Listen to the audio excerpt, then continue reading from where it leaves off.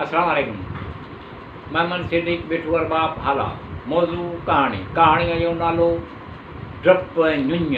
डपु ऐं नुञ। डपु जानी माली नुक़सान घाटो थियणु, शराब भउ ख़ौफ़। नुञ जानी माली फ़ाइदो नफ़ो थियणु, ढ भलाई उमेद, जुञ सिरा। पाठ नंबर 62। कंहिं चयो, हा इहो शहरु आद जे पुट शदाद तमीर करायो हुयो। इहो ई इरम जी ज़ातिल इबाद आहे, जंहिंजो ज़िक्र ख़ुदा क़ुरान में आहे कयो, जंहिंजी तारीफ़ फ़रमायो आहे त लम यख़्लुक़ मिस्लुहा फ़िल बिलाद, यानी उनजो मिसल ख़लक़ कोन आहे कयो। माए चयो, उनजो अहवाल मूंसां बयानु करियो। कंहिं चयो, क़ौम आद खां अलावा हिकु शख़्स आद उला हुयो, उनखे ॿ पुट हुआ। हिक जो नालो शदीद ऐं ॿिए जो नालो शदाद हुयो। जॾहिं आद मरी वियो त उन जा उहे ॿई पुट बादशाह ॾिया ऐं शिदत सां गॾु ग़ुल्ब हासिलु कयो। एतिरे क़द्र जो अहले मशरिक़ अहले मग़रिब उन्हनि जे अटाट कई। ईअं जो शदीद पहिरीं मरी वियो ऐं शदाद तक़रीबन तमामु दुनिया ते मुस्तक़िल बादशाह ॾियो। इहो किताबनि में पढ़ण में हरीसो हुयो। जॾहिं बिश्त जो ज़िक्र ॿुधंदो हुयो त उन में याकूट अहिड़ियूं ॻाल्हियूं त अहिड़ियूं इमारतूं आहिनि, चाहींदो हुयो त इन मिसल ख़ुदा जे मुक़ाबले में अहिड़ो बिश्त बणायां। ईअं ॾियो शदाद 100 माण्हुनि खे उन बिश्त बनाइण ते मइमूर कयो ऐं उन्हनि जे मदद लाइ हर हिक खे हज़ार माण्हुनि खे मुक़ररु कयो ऐं चयो, वञो हिकु तमामु बहितरीनु सभिनी बयाबाननि खां वॾो बयाबान ॻोल्हियो। उन शहर खे सोन चांदी याकूट सां तयारु करियो।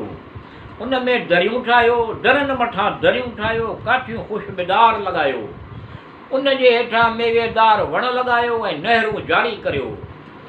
जहिड़ो मूं किताबनि में बिश्त जा औसाफ़ पढ़िया आहिनि, चाहियां थो त अहिड़ो उन ई मिसल बणायां। अहिड़ो ई मिसल बणाए तमीर करियो। शदाद चयो, उन लाइ ख़ज़ानो सोन चांदी उनजो तमामु दुनिया ते कब्ज़ो आहे। ईअं चयो, सोन चांदी जवाहरातनि जे खाणनि ते हर हिक गिरोह खे मोकिल कयो। चयो, जेतिरे क़द्र ज़रूरत आहे गॾु करियो। शदाद चयो, उन खां अलावा माण्हुनि वटि जेको सोन चांदी आहे उहो उन्हनि खां हासिलु करियो। उन करे बादशाह ने मग़रिब मशरिक़ खे फ़रमान लिखियो, माण्हुनि 10 सालनि ताईं जवाहरात पे गॾु कयो। पोइ 3 सालनि जे मुदत में इहो शहरु तयारु थियो। शदाद जी उमिरि 900 साल हुई। माण्हुनि उनखे इतिलाउ कयो, चयो त असां इहो बिश्त आहे तमीर कयो। उन ते शदाद चयो, उन जे चौतरफ़ हिसार तयारु करियो। उन हिसार 4000 कसर ठाहियो। हर हिक कसर वटि हज़ार अलम नसब करियो। मुंहिंजो हिकु वज़ीर उते रहंदो।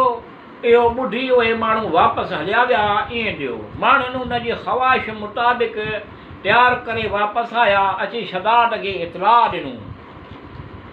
उन्हनि माण्हुनि चयो, असां सभु कुझु तमीर आहे करे छॾियो।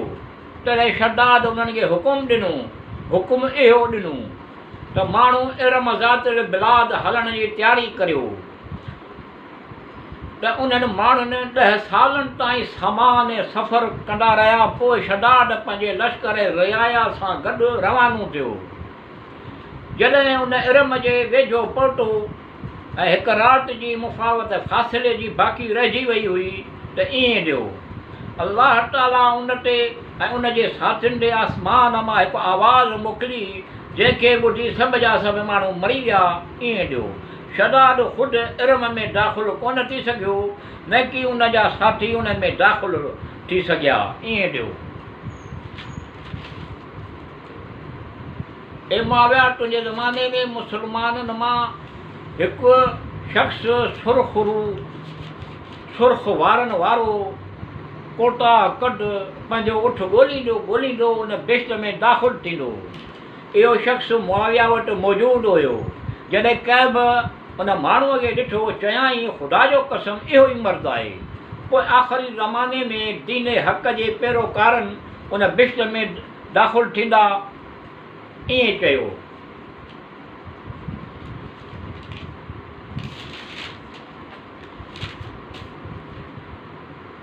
बयानु कंदा बनी इसराइल जो हिकु गिरोह ताउन जे ख़ौफ़ खां भॼी वियो हुयो।